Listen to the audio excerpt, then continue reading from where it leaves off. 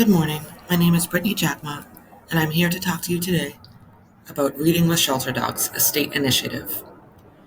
There is currently a vital need for state funding and initiatives that would integrate shelter dogs within children's reading programs.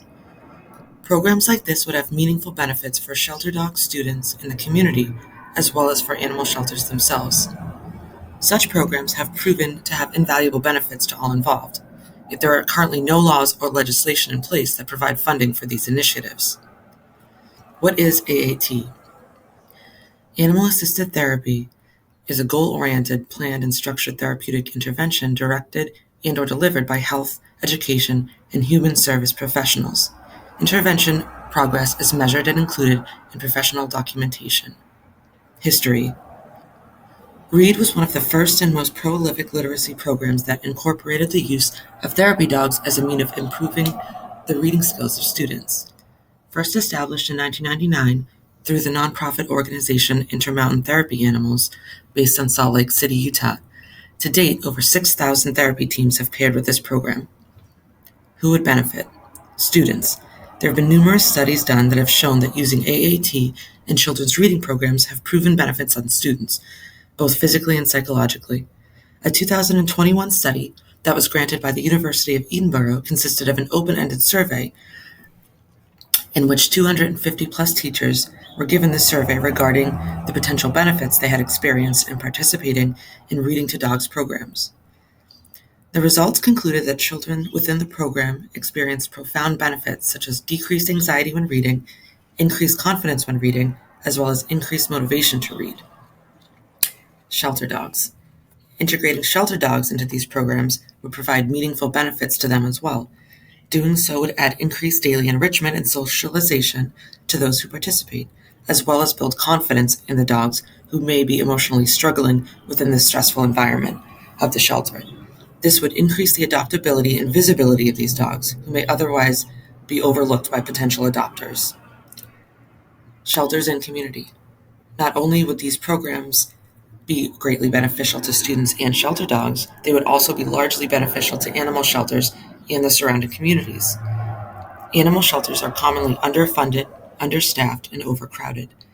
By integrating shelter dogs into these programs, it would build their social skills, thus increasing adoptability, which would help more animals move out of the shelter, as well as create additional visibility for the shelter, potentially attracting additional stakeholders in the form of volunteers, employees, and donors.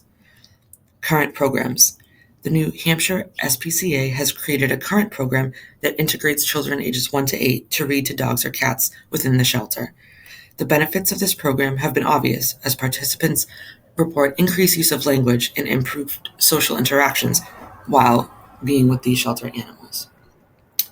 The MSPCA has created their current program, Rescue Readers, which allows students accompanied by a parent, teacher, or guardian to read to the shelter dogs or cats.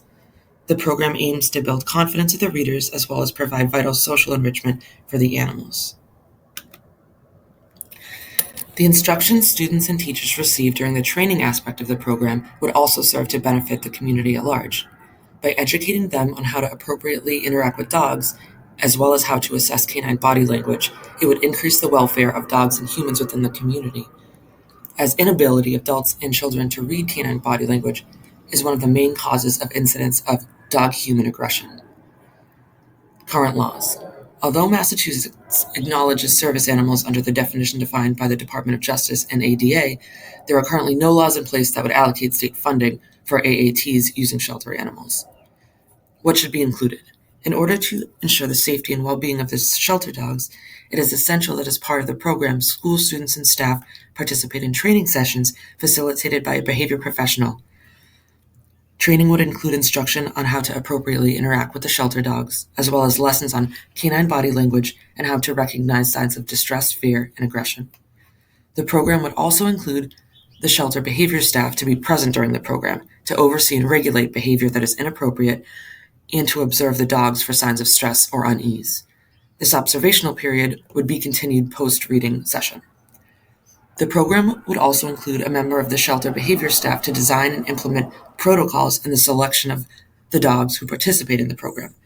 Doing so would mitigate potential risks to the dogs, as well as afford an opportunity to the dogs who would benefit most from participation and the opportunity to do so.